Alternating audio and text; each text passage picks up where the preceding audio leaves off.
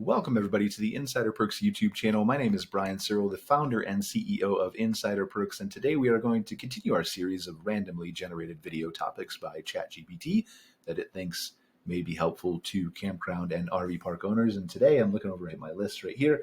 We're going to talk about optimizing your website for search engines. So, as is typical with many of my videos, this is just coming from my own internal knowledge. There's no script here, there's no research, there's no anything like that. So optimizing your website for search engines is what we're going to talk about. And we're going to start by picking a random website of a random campground somewhere in the United States. So we're going to go to our trusted tool here, Random City Generator. And we're going to say wherever Tampa is in 5 spots, that's what we're going to choose. So 1, 2, 3, 4, 5. Nashville, Davidson, Tennessee. That's an interesting one. Didn't know there was a Nashville, Davidson County, perhaps, Tennessee. All right, anyway, so we know we're near Nashville, same area. All right, so what we're going to do is figure out how to optimize your website for SEO, for search engines. So same thing, and if you need a primer on kind of what SEO is, generally speaking, we'll cover a little bit of that in this video, but we do have some other videos that are available on the channel about that. So we've got Nashville here. We're just going to type campground in here. And we are going to not pick a KOA. We'll pick Nashville North RV Resort here. Okay. They've got a bunch of reviews here. We'll scroll down. We'll find their website. And we will come here. All right. So search engine optimization, optimizing your website for them. There's a couple things that go into play here, right? Let's start with the website design. And what we want to do when we focus on the website design, and I don't know, that was weird. I don't know if you can still see me there, but anyway, we'll check the video. But when we talk about website design, right, the design of your website obviously is critical. How it looks, that it looks modern and user-friendly and can be easily navigable. But it's also important to Google how that is structured. And all of this is much more of a science than you think it is when it relates to ranking for SEO. And so any person that you hire for website design, you need to make sure that they very much have an in-depth knowledge of SEO. And that does not mean, hey, website guy, do you know about SEO? Oh yeah, I know about SEO. And that's the end of the conversation. Get them to tell you, just like I'm doing here, what SEO is. If they can't tell you without you showing them this video, if they can't tell you what 60% of what I'm talking about means and is and how they're going to do it on your website, you maybe should consider other options, perhaps. I don't know. Anyway, so let's look at here. We've got Nashville North RV Resort, right? So there's a couple things that factor in. There's a lot of things that factor into SEO, right? We're going to go through these as quickly as we can. Number one is Google identifying what you are. So it doesn't matter where on the page this is, right? Some things do matter where they're placed, but for the most part, it doesn't matter. It's not going to give you a big, huge ranking boost as long as it's somewhere. So Google wants to understand what your name is. Google wants to understand where your location is. Google wants to understand what your address is so it can match you with other places on the internet like Google Maps and Facebook and things like that. Wants to understand where your phone number is and that you provide good customer service. It's a trust signal to Google, okay? It wants to understand what different things you offer through your menu, partially, right? The more items you have in your menu here, the more potential there is for Google to get confused. That doesn't mean you need only 4 items or only 5 items. That's not what I'm saying. But they all have to clearly have a purpose.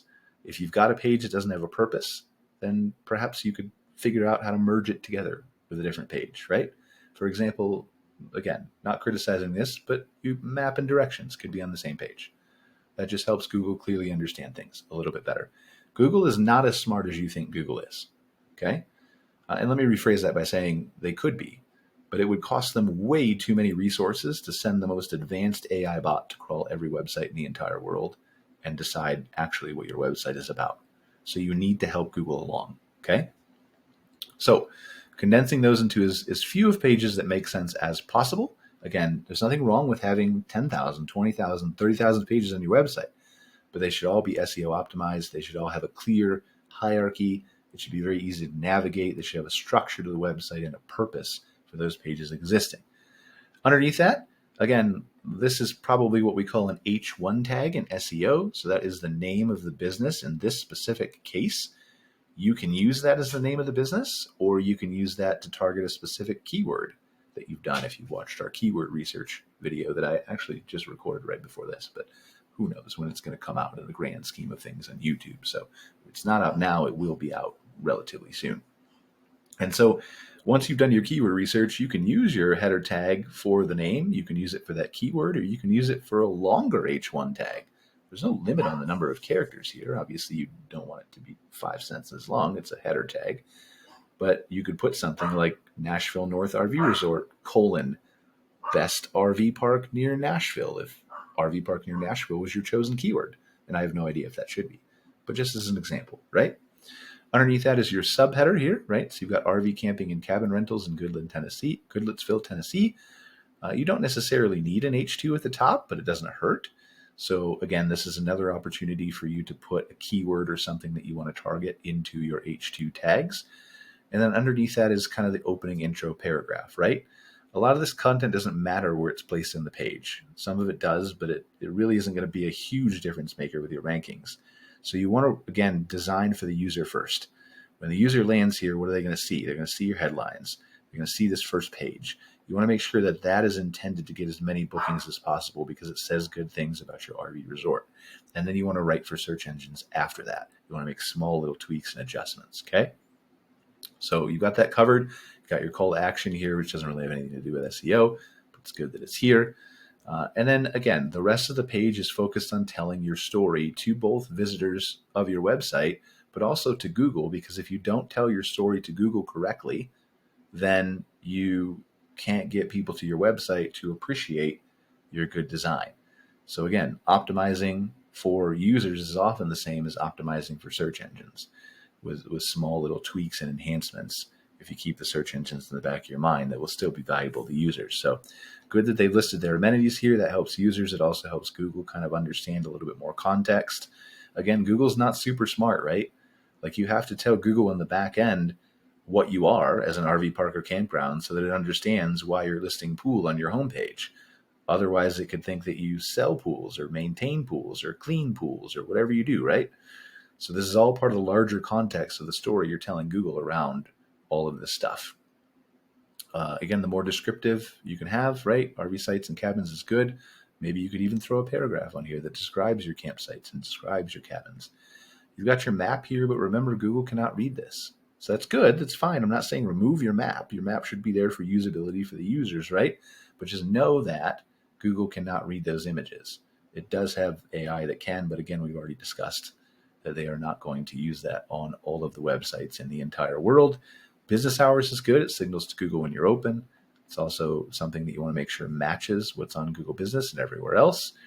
You've got a future plans section here. You've got some photos, all that kind of stuff, right? Driving directions is good.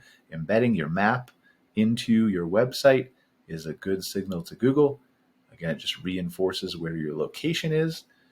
Linking out to Google Maps and Apple Maps is kind of a cool idea, actually. I like that, just to let people be able to get driving directions from those buttons. At least that's what I'm assuming they do. And then some frequently asked questions, right? This is good. You can put this on your homepage. You could also put this on a frequently asked questions section. I don't know that it really helps you with search engines, but that's there. Reviews. I don't know why this isn't loading here, but this widget, if it's optimized correctly for SEO, is a signal to Google that people are staying and reviewing your property. It's also more content, so they can crawl those. I would carefully choose what reviews I display, and that doesn't mean filtering out all the bad ones, although of course you want to do that. It's your website. You're allowed to do that. But choosing a section or segment of reviews that gives a diverse user picture, right? And so in this case, if we're in Nashville, you might have one that talks about downtown Nashville. You might have a review that talks about hiking in the area. You might have a review that talks about recreating on a lake in a boat. Different things that you think people want to experience, okay? The as seen on thing, I don't know if that really matters much to SEO. Again, it's signaling to Google that you're a real local business, having a contact form, having your phone number, address, social media signals, making sure Google can see a privacy policy, terms and conditions, things like that. Just the more that you can say to Google, I am a real business, I'm legitimate, here's my information, I'm not trying to scam anybody. And then you can tell that story that very clearly signals to Google, I am an RV park, I am a campground. Here's some information about me that relates to me being an RV park or campground in this location, in this area, whatever keywords I want to target at, right? Other things that are SEO unrelated to content, how fast your website loads. Don't skimp on hosting, okay?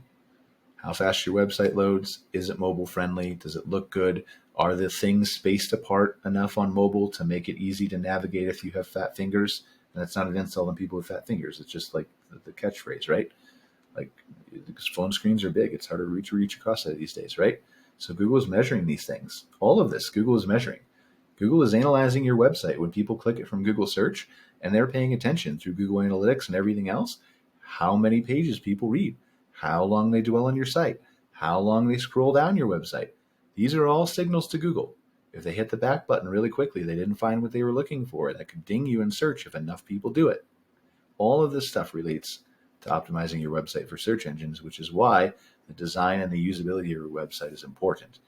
So think about those things, compressing your images, load time, speed, all that kind of stuff, right, goes into it. And if you mastered those things, you've optimized your website, maybe not the best you can, but you're well on your way to doing the fundamentals of what is going to make any small business rank decently in search for the keywords that you want to rank for, because you're a legitimate business and you should rank for those, right? So there's not a lot of trickery that's going on here.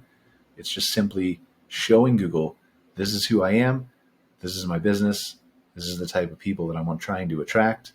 It makes sense now. Like, look, I've written this content about the people I'm trying to attract. It makes sense for them, Google. Like, if they're coming to Nashville, it makes sense for them to come to Goodlettsville to camp because I'm right close to them. And telling that story to both Google and your visitors. And then you're pretty much on your path to success in Google search. So I'm not going to touch on backlinks in this video, but content, optimizing your content for SEO, or optimizing your website for SEO was the topic I was given by ChatGPT. So hopefully you guys learned a little bit about that. And if you have any more questions, please feel free to reference some of my other videos, and we'll see you next time.